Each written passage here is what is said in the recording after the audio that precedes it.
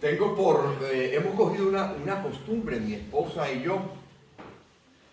No sé si es una indirecta para mí que no sé cocinar, porque tengo que reconocer que no sé cocinar. Se me quema hasta la ensalada, imagínense usted eso.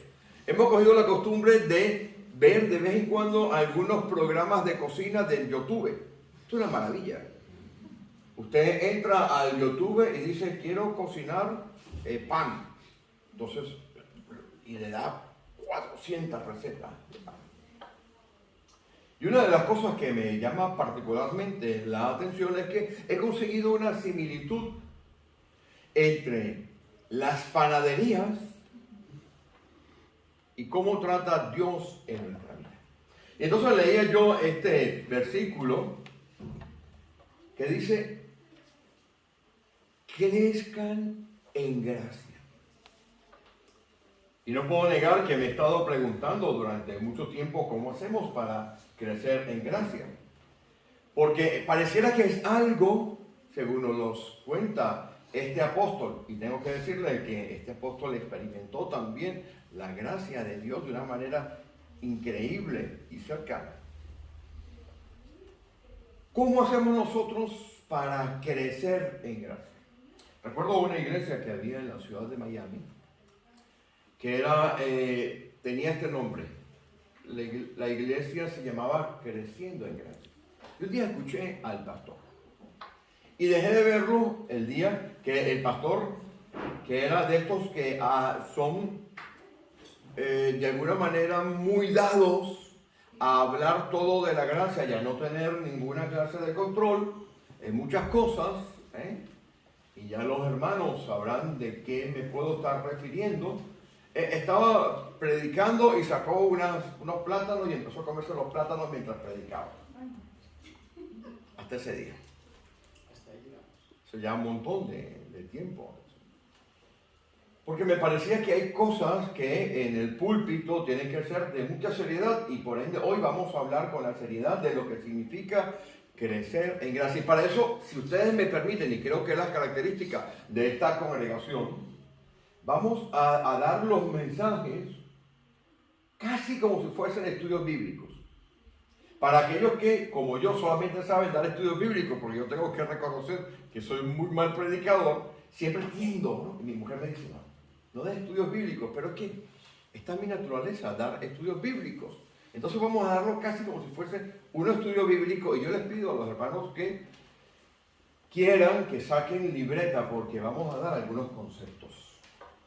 El primer concepto que vamos a estar estudiando hoy, que tiene que ver con crecer en la gracia, es el concepto de la madurez espiritual. El concepto de la madurez espiritual es un concepto bastante complicado de poder explicar, porque la palabra maduro siempre está en nuestro vocabulario. Usted escucha que dicen, ese niño o esa niña es muy maduro o muy madura para su edad. O también se utiliza cuando usted va a buscar un aguacate. Yo creo que no hay nada más complicado que saber cuando un aguacate o un melón está maduro. Uno siempre se equivoca, ¿verdad? Hay miles de métodos para conocer si un aguacate está maduro. Unos lo tocan, otros lo olfatean, y aquellos incrédulos como yo lo abrimos. Es la única manera.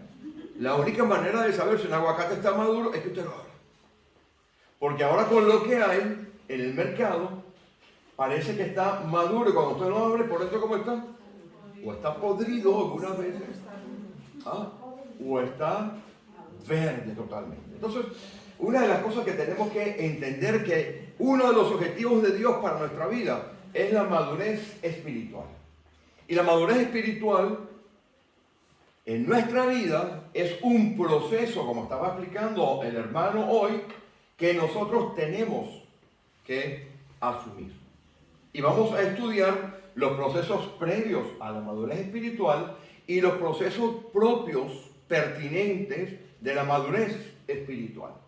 Mire, la madurez espiritual, y tengo por aquí una chuleta que me hice, porque he vuelto a mi vieja escuela de predicar sin notas, pero a mí me parecía que tenía que traer algunas notas. La el concepto espiritual de la madurez espiritual, y no voy a entrar en teología que no sea teología práctica, porque teología la estamos dando con algunos hermanos que se están uniendo a algunos estudios bíblicos. Mire, es la habilidad, escuche esto, la habilidad de vivir la vida de manera consistente según la perspectiva del Espíritu Santo en vez de la perspectiva carnal. Lo voy a repetir porque falta una segunda parte. Imagínense que usted es un aguacate. Es la habilidad de vivir la vida de manera consistente según la perspectiva del Espíritu Santo en vez de la perspectiva carnal. Se demuestra, se manifiesta, se observa, se comprueba en contraste y a la luz de cada una de las circunstancias que pasan en nuestra vida personal. Y nuestra vida personal tiene dos caras. Tiene la cara interna, esa que nadie ve, usted y Dios, porque todos tenemos nuestra cara interna, ¿verdad? Esa que aparece en las cuatro paredes de nuestro dormitorio o cuando creemos que nadie nos está observando. Esa es nuestra vida privada. Esa que utilizamos únicamente para pensar acerca de nosotros y que nos lleva algunas veces a entender que tenemos algo que se llama conciencia. Pero después tenemos otra que es nuestra vida pública. Es lo que usted deja que los hermanos vean de usted. Se demuestra, se manifiesta en contraste y a la luz de cada una de las circunstancias que pasan en nuestra vida personal y privada, lo que se ve de cara afuera. Mire, la madurez espiritual no es algo automático que usted tiene cuando Dios viene a su vida y usted pasa de ser una persona que no conoce a Dios a una persona que es conocida por Dios. Así dice la Escritura, siendo más bien conocidos por Dios.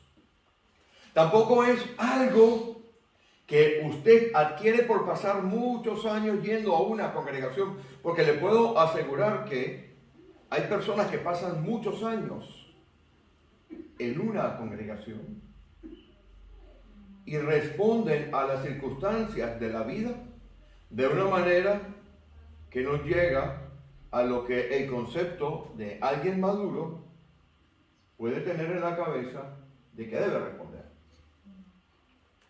¿Sabe cómo lo llama Pablo? Niños en Cristo. Los que estudian la Escritura dicen que más o menos después de 5 años de asistir a una iglesia, usted debería empezar a mostrar signos de madurez. Y usted me pregunta, pastor, ¿por qué? Porque es el tiempo mínimo que hay desde el momento en que Pablo escribe la carta a los Corintios y la fecha en que él fue. Entonces, algunos dicen que al cabo de 5 años empieza a haber esa madurez espiritual. La madurez espiritual tampoco es someterse a los ritos y a la religiosidad de una iglesia. Al contrario, los ritos y la religiosidad de una iglesia puede impedirle a usted ser maduro o madura. Hay que tener cuidado ahora, hay que hablar, como decíamos ayer, ¿verdad? Que nos están cambiando el lenguaje. Maduro o maduro. Yo voy a usar lo que se ha usado toda la vida. Maduro. El genitivo, ¿no? El de masculino. Que vale para las mujeres también, según las características propias de nuestro lenguaje. Entonces, eso, la que usted alcance la madurez espiritual es uno de los objetivos de Dios. Dios tiene un objetivo. Y usted tiene que pasar por una serie de pasos antes de que Dios empiece a trabajar en su vida para esto que se llama la madurez espiritual, que algunas veces se parece mucho a lo que es la santificación. Estaba usted hablando hoy sobre el proceso de santificación. Y para eso vamos a ver cuál es el objetivo de Dios en nuestra vida, creciendo en gracia, no lo olviden. Vayan a Efesios capítulo 4. Mire el objetivo de Dios. El versículo 13. Efesios capítulo 4, versículo 13. Ese es el objetivo de Dios. Hasta que todos lleguemos a la unidad de la fe y del conocimiento del Hijo de Dios, a un varón perfecto, a la medida de la estatura de la plenitud de Cristo. Ese es el objetivo. Cuando usted va a un trabajo, usted negocia el sueldo, ¿verdad? Si le sirve el sueldo, si le sirve el horario, si esto, entonces le dice, usted tiene que hacer esto. Estos son los objetivos de su trabajo. Repita el objetivo, por favor. El versículo 13. Es el objetivo de Dios. Vamos a ver si es posible o es imposible. ¿Cómo hacemos para llegar allí? ¿De dónde venimos y qué tenemos que hacer? Repítalo, mi hermano, por favor. Hasta que todos lleguemos a la unidad de la fe y del conocimiento del Hijo de Dios, a un varón perfecto, a la medida de la estatura de la plenitud de Cristo. Complicado, ¿no? Dios quiere que usted sea como Jesucristo. Hablaba usted esta mañana. Parece misión imposible. Parece extraordinariamente difícil. Pero vamos a ver de dónde nos ha sacado Dios y cómo tenemos nosotros que andar en ese proceso que en el principio se junta mucho con lo que es la santificación y que después empieza a dar unos frutos específicos que se llaman madurez espiritual. Y para eso tenemos que ir obligatoriamente a Romanos. Nuestro hermano citó esta mañana a Romanos y le decía yo, bendito sea Dios, que usted ha confirmado lo que hemos venido predicando durante estos días y que está en el mismo espíritu. Vayan por favor con Romanos capítulo 5. Amén. ¿Lo tienen? Mire,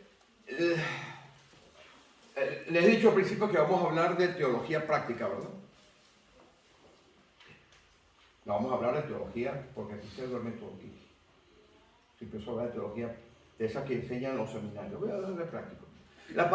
El concepto de la salvación, como tal, tiene al menos 3 aplicaciones prácticas en la vida del hombre. Algunas aplicaciones prácticas van hacia el pasado, algunas aplicaciones prácticas van hacia el futuro y otras aplicaciones van en el presente. Y ahí es donde nos vamos a centrar. Vamos a ver qué es las 3 etiquetas que Dios pone en nuestra vida, como cuando usted amasa el pan, ¿verdad? Hemos hablado de pan. Amasa el pan, luego lo pone en ¿dónde? A reposar, ¿no? ¿Y qué pasa cuando reposa? Se hincha, crece y después lo hornea al horno. Vamos a ver estas cosas aquí. ¿Está conmigo? Venga, busquen por favor el versículo 6. El versículo 6 nos enseña que hubo un momento en nuestra vida, después de que hemos nacido naturalmente en el mundo, hubo un momento en nuestra vida en que la misma Escritura dice que éramos débiles. Por tanto, era imposible que nosotros mismos pudiéramos salvarnos. Miren lo que dice el versículo. Esto tiene que aplicar hacia el pasado. Dice, porque Cristo, cuando aún éramos débiles, a su tiempo murió por los impíos. Usted y yo, a los ojos de Dios, éramos impíos. Y en un tiempo determinado de nuestra vida, Dios nos llama al proceso de ser salvos. Vamos al versículo 8. Mas Dios muestra su amor para con nosotros en que, siendo aún pecadores, Cristo murió por nosotros. Cuando Él muere por nosotros, sucede algo importante en nuestra vida, es que somos justificados. La palabra justificado, lo que en realidad significa que hemos cumplido la medida de Dios, pero no por nosotros, no por nuestras obras. Es por un proceso que estaba explicando nuestro hermano esta mañana, que tiene que ver con la fe en Jesucristo, por la gracia de Dios redentora siendo aplicada en nuestra vida. Entonces la primera etiqueta que nosotros tenemos en nuestra vida es débiles, pecadores con la necesidad de un Salvador. Y después viene, si usted va conmigo al versículo 8, dice, Cristo murió por nosotros. Y después dice, mucho más, estando ya justificados. Es decir, al momento en que la redención de Jesucristo se aplica en nuestra vida, pasamos a un estado que se llama justificados. Eso es tiempo presente. Actúa sobre el pasado nuestro porque nos coloca y nos reconcilia, nos pone en paz con Dios. Como dice el versículo 1, justificados pues por fe. Tenemos paz para con Dios por medio de nuestro Señor Jesucristo. Vuelvo al versículo 9. Una vez que usted está justificado, hay otro proceso que opera en su vida. Esto usted no lo ve. Los que estudian teología lo llaman orden salutis, el orden de la salvación. Usted es salvo de la ira. ¿Qué ira? ¿De qué ira le salva Dios? Observe que lo salva primero, lo justifica, ¿no? las tres aplicaciones de la salvación, y le salva de la ira. ¿De qué ira? Pues mire, la ira que está hablando aquí es, saben que hay dos palabras para ira, ¿no? Hay dos palabras para ira. Esta ira que está aquí es una ira que se divide en dos tipos de ira. La ira activa de Dios y la ira pasiva de Dios. La ira pasiva de Dios es la ira cuando Él deja que usted haga lo que usted quiere. Y esta la vemos allí mismo en Romanos, en el capítulo 1. Vayan conmigo al capítulo 1, por favor. El versículo 18. La palabra allí que utiliza para ira es orge.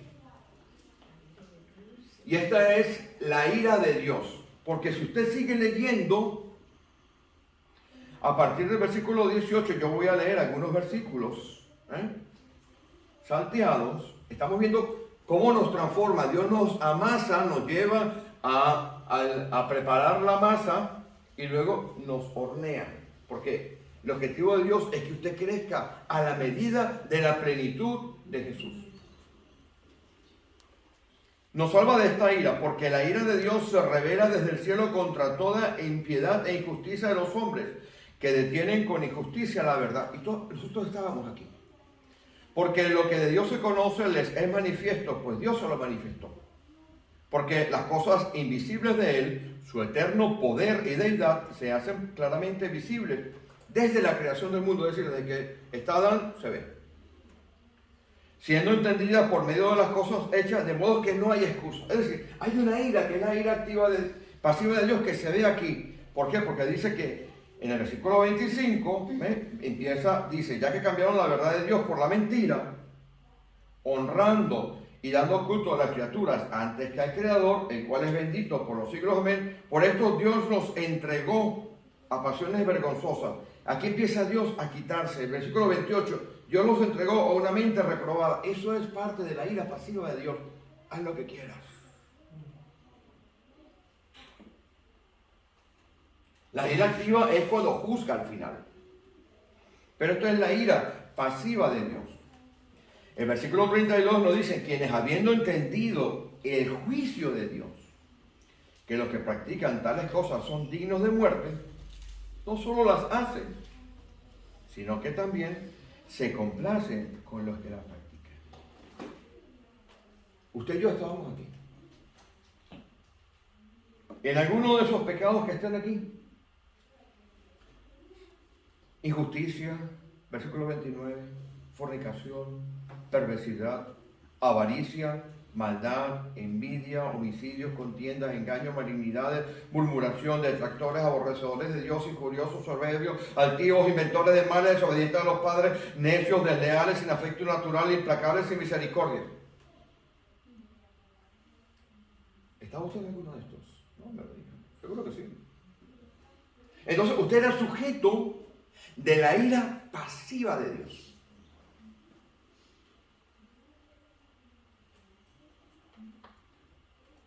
La ira activa de Dios es la que usted va a experimentar cuando venga y estemos delante del tribunal de Cristo. Y ahí, si usted no ha sido rescatado por Dios, usted entonces experimenta la otra ira de Dios, la ira activa. Va conmigo la idea, ¿no? esta palabra que está aquí, que dice dignos de muerte, Roma estaba llena de judíos y de griegos, pero su manera de pensar era griega. El que la estuviera leyendo en aquellas fechas fliparía. Porque para el pensamiento griego y para el pensamiento romano había como 3 niveles donde iban a parar los muertos. Había un nivel más bajo que sería el equivalente a lo que usted y yo hemos escuchado en la Iglesia Católica como el infierno. ¿No ha escuchado hablar del infierno en la Iglesia Católica? El infierno de la Iglesia Católica o el concepto del infierno de la Iglesia Católica puede diferir del concepto de infierno que tiene el cristianismo protestante. El concepto de la Iglesia Católica viene del Tártaros, que era el lugar en el cual los muertos que eran verdaderamente malos, perversos, iban a parar. Era un lugar oscuro, sombrío, donde la gente estaba allí en completa oscuridad. Más o menos lo que Dios dice cuando dice que a los espíritus, aquellos que se rebelaron a los ángeles, los metió en prisiones de oscuridad. ¿Has escuchado esa parte que está en Pedro? Este es el concepto. Recuerda que esta carta está dirigida a judíos que hablaban griego, que pensaban como griego, y está dirigida también a judíos que conocían los conceptos griegos, aunque eran judíos practicantes. Esto está en Roma. Para terminar la idea, los romanos y los griegos tenían otro concepto que estaba, vamos a decir, en el piso superior. Si aquí tenemos, por ejemplo, que el Tártaros es la morada de los muertos, de los condenados, los verdaderamente malos que están abajo, que se nos parece un poco al infierno católico. Después había uno un poquito más arriba, del cual, y esto es cultura teológica, del cual en algún momento salió una idea de algo que se llamaba purgatorio. ¿Quién ha escuchado hablar aquí del purgatorio? Todos lo hemos escuchado hablar del purgatorio, ¿verdad? Yo recuerdo que de pequeño, ¿no? Fallecía alguien en la calle donde yo vivía y bueno, había que hacer una cosa que llamaba el novenario. Un montón de horas y tal, y entonces, porque había que asegurarse que por lo menos lo pasaba del infierno para el purgatorio. Bueno, en la segunda parte de aquí donde dice dignos de muerte, la otra parte se llamaba el Asfodel. El Asfodel era un lugar donde era más o menos lo que es el purgatorio ahora. Era un lugar sombrío, no era tan malo como aquel. El Tártaros. Le estoy explicando lo que entendían estos griegos, estos judíos, porque esto es fundamental para que nosotros entendamos lo que Dios ha hecho con nosotros y por qué es necesario la madurez espiritual. Entonces, los que estaban allí en el Asfodel, es un lugar intermedio, no eran tan maltratados como los de abajo, pero no estaban tampoco en el lugar de arriba que se llamaba el Eliseo. ¿Has escuchado alguna vez los campos elíseos allá en París? Están ahí frente a la Torre Eiffel, esa zona. Bueno, eso era un lugar de flores, hacemos esa imagen que algunas veces tenemos, ¿no? Del cielo. Usted ha visto por ahí, no, que yo me morí, resucité y tal, y vi unos colores espectaculares. No lo he visto. Todos lo hemos visto. Usted y yo, según el concepto que está tratando de transmitir el apóstol Pablo, que de este tema sabía, estábamos destinados al Tártaro. Esa era la etiqueta. Usted tenía una etiqueta, como en esas cosas de guerra, ¿no? Que están los heridos, entonces van los médicos y les ponen un color, este se va. Le ponen otro color, este mándamelo por urgencia. Y este lo puedo ver después. Usted tenía una etiqueta. La etiqueta suya decía Tártaros. Regresamos al capítulo 5. Entonces, ya en el versículo 9, no solamente nos salva de esa ira pasiva, sino que nos está salvando de la ira futura. Esa ira que se va a manifestar, ¿cuándo? Lo hemos visto en Mateo, la hemos leído en Mateo, la sabemos de memoria cuando sabemos que va a haber un juicio. Usted y yo vamos a pasar por juicio. Lo que pasa es que a usted le han puesto una etiqueta encima que dice justificado, redimido. Usted pasa como cuando, ¿quién ha jugado Monopolio aquí? Que lo sacan de la cárcel y dan la vuelta así completa y compra todas las propiedades y los hoteles y todo. Bueno, usted está haciendo eso. Eso es lo que ha hecho Dios por usted. Pero miren lo que sigue haciendo. Mucho más, el versículo 9, una vez justificados, nos salva de la ira. Ya lo tenemos claro. Porque si siendo enemigos fuimos reconciliados con Dios por la muerte de su Hijo, aquí está el segundo mucho más. Este capítulo tiene 4 mucho más, pero no lo vamos a leer todo. Mucho más, estando reconciliados, decía el hermano esta mañana de la resurrección, seremos salvos, y le preguntaba a la hermana Blanca, ¿no? Seremos salvos por su vida. Ahora, observe que nos salva de la ira, seremos salvos de la ira, soteros de la ira y soteros por su vida. Futuro, pasado y el presente. ¿Qué pasa en el presente? ¿Cuál es la razón por la cual usted, cuando se convierte, no viene Dios? Dice, para casa.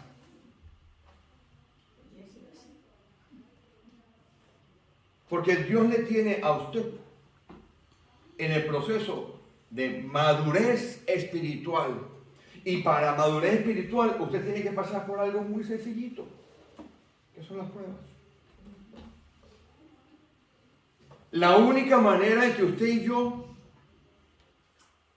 crezcamos espiritualmente es que Dios nos meta en una prueba, como mete al oro, hasta que Él pueda ver su imagen reflejada en nosotros. ¿Se puede? ¿Complicado? Vamos a Santiago.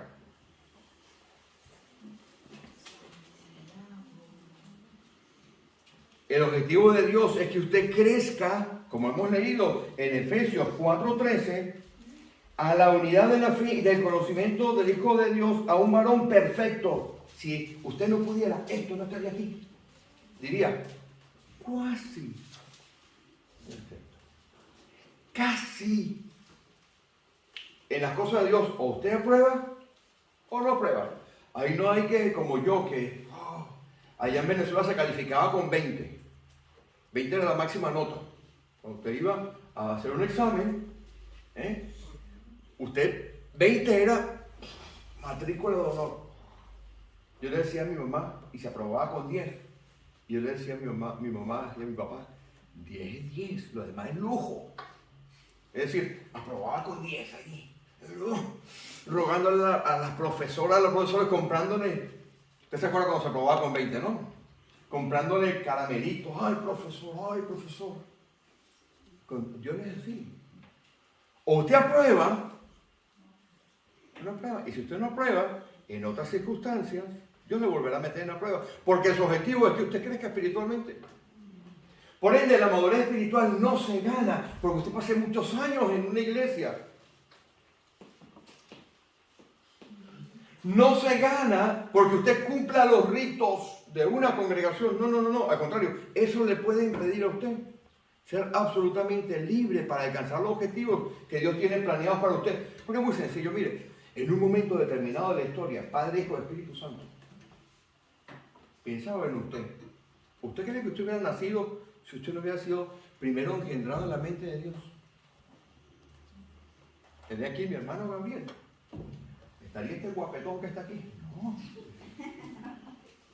En un momento de la eternidad eterna allá que usted y yo no podemos entender, Padre, Hijo y Espíritu Santo pensaron en todas las cosas. Y dijeron, el 3 de septiembre del año 62, van a ser este muchacho. Yo soy mi madre como un vehículo. Y me tenía a mí, y como le tiene a usted, preparado algunas cosas. Ojo, dice la Escritura, cosas que ojo no vio. ¿Cómo dice? A ver, ¿quién me lo lee? Pero completo. ¿Quién me lo recita? Completo no sé. La otra parte del versículo que nos olvidamos dice, pero Dios se los ha revelado a los que le aman. Por ende, usted sabe, puede saber cuál es el propósito de Dios en su vida. Solamente tiene que buscarlo. Ahora, observe cómo hace Dios. Y vamos a Santiago, en el capítulo 1. Esto es una maravilla. Santiago, en el capítulo 1, nos está dando los pasos. Voy a abreviar por hora, Yo les puedo pasar después algunos versículos, pero voy a abreviar. Usted ya ha sido, en el pasado justificado, en el presente, que también va en el futuro, salvado de la ira, que también va en el pasado, y en el futuro usted va a estar vivo con Cristo, allá arriba. También está en el presente, porque dice que usted está sentado, no está sentado aquí, allá arriba. Pero nos olvidamos de eso. ¿Dónde vivimos? Mire, en mi país, seguro que en el suyo, la gente ponía un negocio abajo y la casa estaba arriba. Vivían arriba y trabajaban abajo. Pues igual con usted. Ese fue el propósito que ha venido a España. Hacer un negocio abajo y vivir. Pues ya lo tiene, el negocio de Dios. Usted está arriba viviendo a la vez que trabaja abajo. Y si esto no lo entendemos, vamos a fallar todas las pruebas. Y Dios va a seguir. Porque como Dios quiere que usted crezca, cuando usted no crece, entonces Él, en cualquier circunstancia diferente, en cualquier momento diferente, en cualquier lugar diferente, Él la vuelve a someter a la misma prueba para que usted pase. Se lo voy a mostrar en Santiago. Ven conmigo. Vamos al versículo 2 del capítulo 1. Sí. Esto también está, el equivalente está en Romanos capítulo 5. Pues no lo vamos a ver, vamos a centrarnos aquí, por efecto de tiempo. Dice, hermanos míos, tened por sumo gozo, subraye, ponga amarillo, rojo, ¿el cuándo? Ahí no dice un condicional, sí, algún día. Usted ve un condicional, ¿cómo dice su Biblia? Diversas pruebas. Le va a llegar. Dice, tener por sumo gozo. Mire, gozo es algo interno. No es alegría. La alegría es algo externo. Bueno, ya lo hemos explicado algunas veces. La alegría es algo externo. La alegría es emocional. La alegría cambia. La alegría es como cuando usted lleva a un niño, usted dice a un niño, vamos a ir al parque de McDonald's. Salta de alegría, pero no tiene gozo. El gozo es algo interno que tiene que ver con la madurez espiritual, porque la madurez espiritual es que usted entienda la vida, las circunstancias, desde el punto de vista espiritual y no desde el punto de vista de la carne. Le vuelvo a leer. Es la habilidad de vivir la vida de manera consistente, constante, perpetua, todo el tiempo, según la perspectiva del Espíritu Santo y no según la perspectiva de la carne.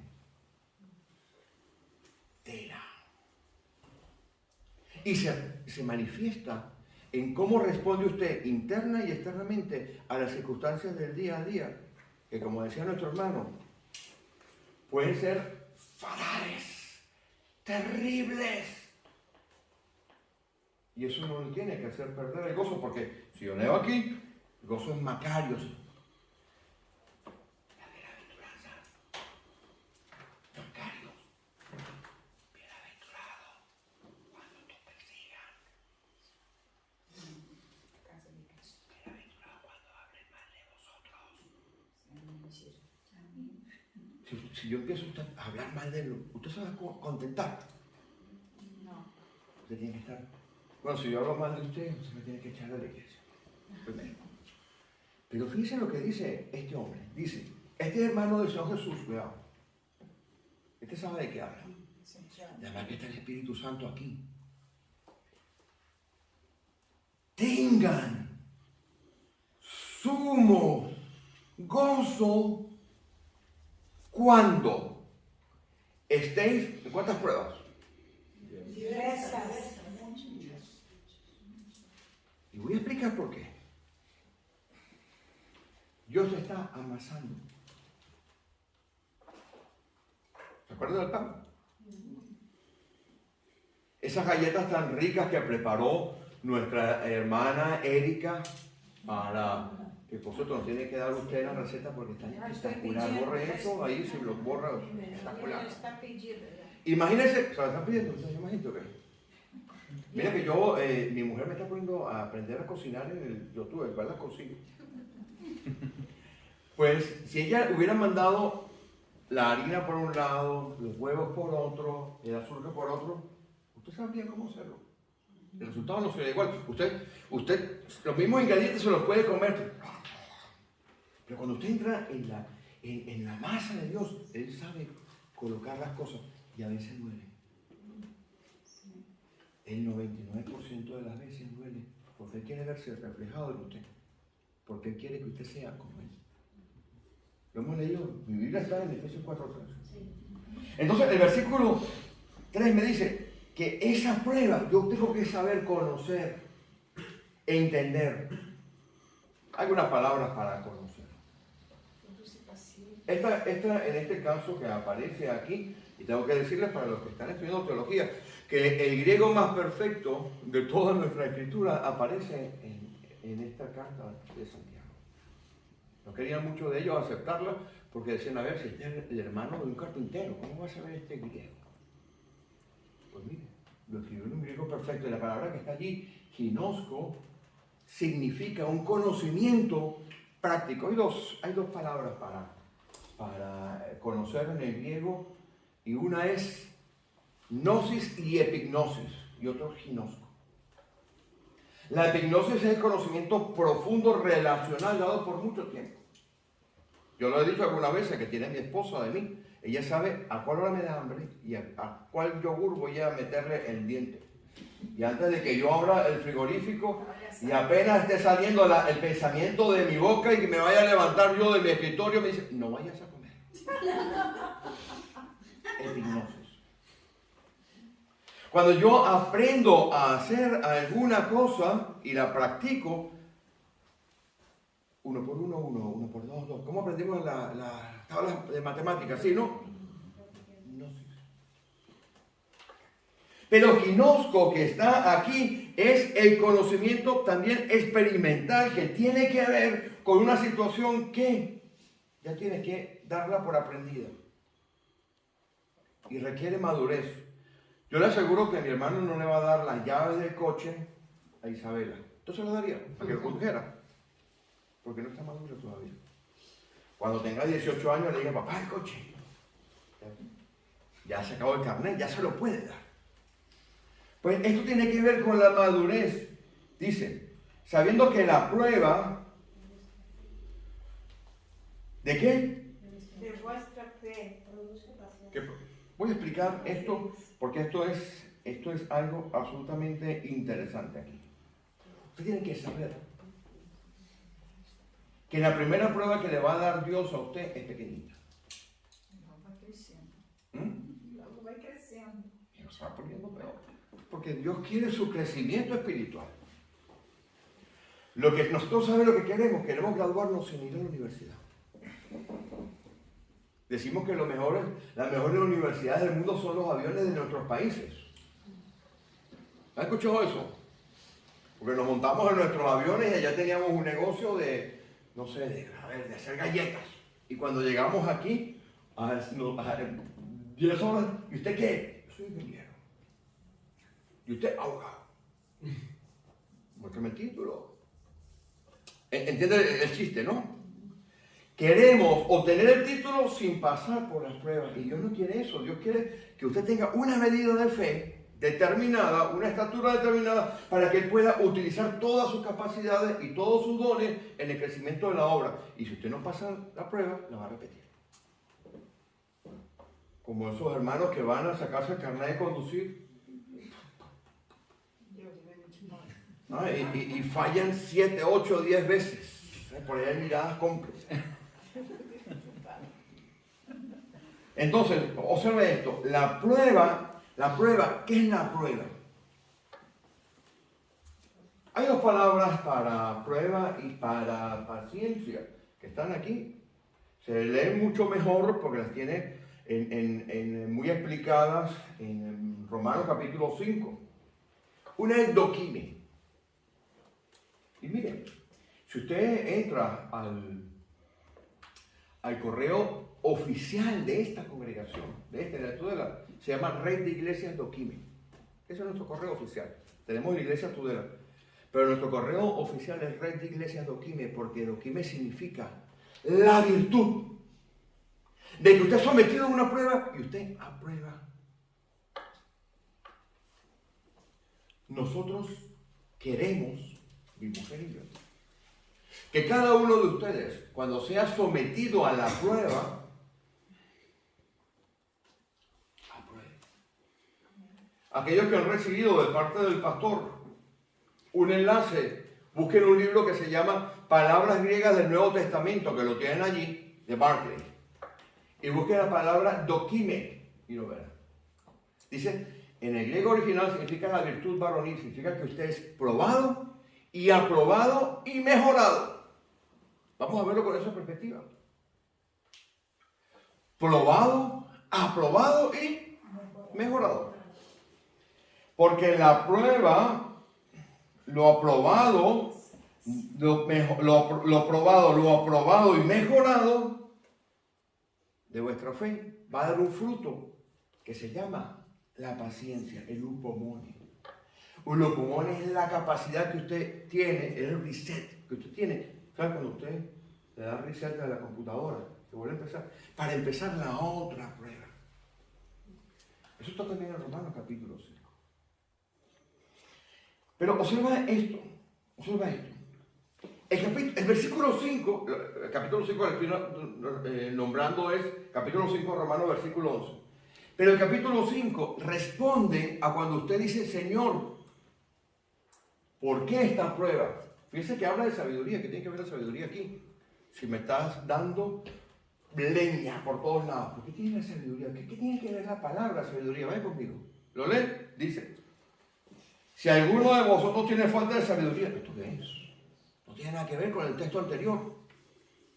Porque el texto anterior me está diciendo que tengo que estar gozoso cuando Dios me está probando para aprobarme, para mejorarme y a la vez para que una vez de eso produzca otra vez y yo siga avanzando en mi vida espiritual. En ese proceso en el cual podríamos decir que está subiendo el pan hasta que está correcto para el horno.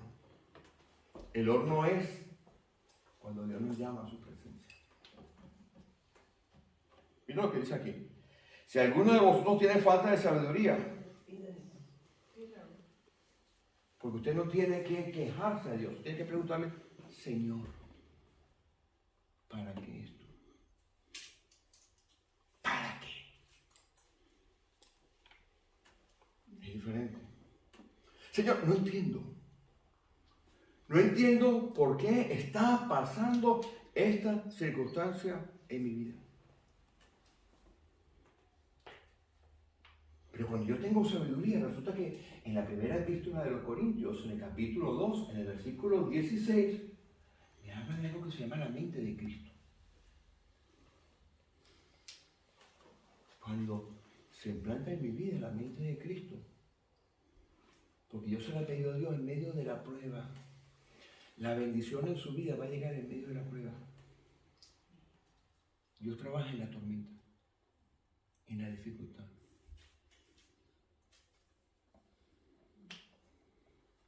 Tiene falta de sabiduría, no sabe por qué está pasando la circunstancia. Pregúntaselo a Dios. ¿Y qué dice el versículo? Guardados abundantemente. Porque el objetivo es que usted cambie, que usted mejore. Ay, Señor, yo tengo 40 años en esta iglesia, bendito Dios. Pastor, mire, me voy. ¿Y por qué? Bueno, pastor, mire, ¿qué quiere que me tiene este? Mire, que no salgo de una. Mi hermana, mi hermano, Dios está trabajando, tiene ese negocio, Dios está trabajando en su vida. Él no quiere que usted se quede abajo en el kinder, Él quiere que usted funja completamente en el cuerpo de Cristo. Porque tengo que decirle algo, Dios no le va a dar a usted una responsabilidad en la iglesia si primero no lo prueba. Le puedo decir que en 40 años de ministerio ha pasado de todo. Porque hay algunos que abandonan. ¿Está en la prueba? Y abandonan. Me voy para el mundo. No, esto no me lo como dice la Argentina, esto no me lo dan, coche. Pero cuando usted le pregunta a Dios, ¿qué está haciendo Dios con mi vida? Entonces recuérdese la pregunta trampa que le hizo el pastor. Yo hago preguntas trampas cuando lo bautizo a la gente. No sé las preguntas que le habrán hecho. ¿A quién bautizó usted, no? ¿A quién más bautizó a esta congregación? Este año hacemos bautizo en agosto. Yo hago una pregunta trampa al final, que malintencionado. La primera pregunta que hago, ¿se acuerda cuál fue? Tráigame el aceite. La primera pregunta que hice fue, ¿ha venido usted de manera voluntaria? ¿Y qué respondió mi hermano? Y la segunda es la madrina. Mi hermana, no voy a decir el nombre porque sale por internet, ¿verdad? Mi hermana, ¿va a seguir a Dios, a Jesús, usted, cueste? ¿Qué dijo?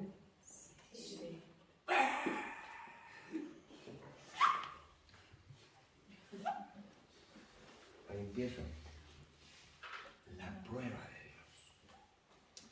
Y esa bendita prueba de Dios lo que quiere es que usted, vamos a terminar, porque hay mucho aquí para hablar, que usted tenga la madurez espiritual para responder de manera correcta desde la perspectiva de Dios, no desde la carne, a todas las circunstancias que van en su vida. Entonces usted va ascendiendo. Y a medida que usted va ascendiendo, tengo que decir que la prueba es peor. Pero me dice la Escritura que me tengo que gozar. Terminamos con Romanos. Vayan conmigo. En el versículo 11 del capítulo 11 del 6 de Romanos. del capítulo 6. Vamos al 22 para finalizar. Me queda mucho aquí. Romanos capítulo 6 me queda mucho aquí todavía. Pero bueno, yo creo que ya han captado la idea. Capítulo 6 de Romanos, el versículo 22. Toda esta prueba produce en usted la madurez espiritual, que es el equivalente a la santidad. Lo que pasa es que al principio, la santificación suya y la santidad son como dos curvas de líneas. ¿Esto las líneas esas que salen los gráficos? Al principio una va por un lado y otra va por otro, pero a medida que usted va creciendo, esas curvas se igualan. Observe el versículo 22, con esto terminamos. Mas ahora que habéis sido libertados del pecado, ¿se acuerdan lo que estábamos leyendo al principio, verdad? Y hechos siervos de Dios, esclavos de Dios, tenéis por vuestro fruto, que dice Santiago que produce, ¿se acuerdan? Produce carpos, fruto, produce la santificación y fin, la bendita vida eterna.